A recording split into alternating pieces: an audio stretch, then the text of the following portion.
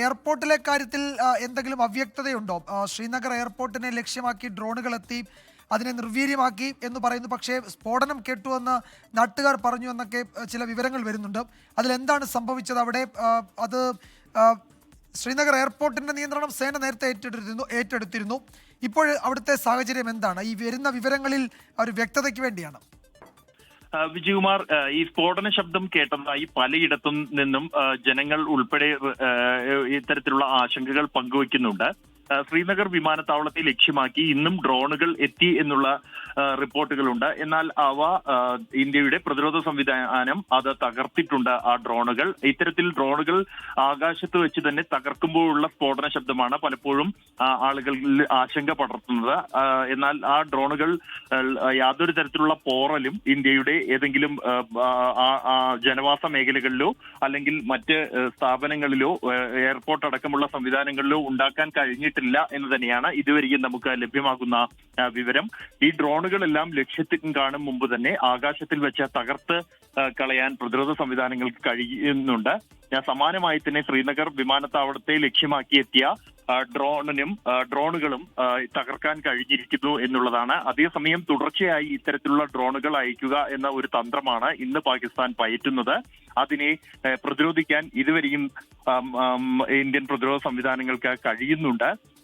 പല ഇടങ്ങളിൽ ജനവാസ മേഖലകൾ കേന്ദ്രീകരിച്ചുകൊണ്ട് ഡ്രോണുകൾ അയക്കുന്നു എന്നുള്ളതാണ് ഇന്ന് കാണുന്ന വ്യത്യസ്തമായ. നാണം തോന്നൂലേ?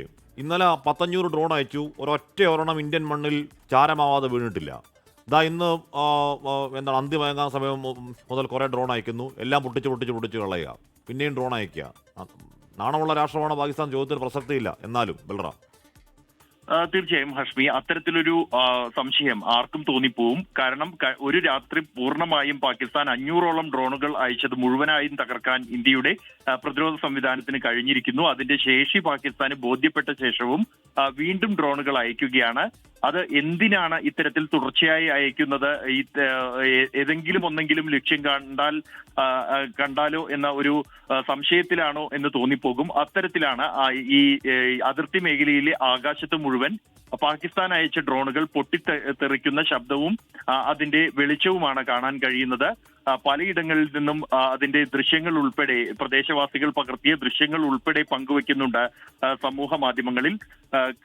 എന്നാൽ പാകിസ്ഥാൻ ആകട്ടെ ഈ പ്രകോപനം തുടർച്ചയായി തുടരുകയാണ്. ഷെല്ലാക്രമണവും അതീവ രൂക്ഷമാണ് അതിർത്തി മേഖലകളിൽ.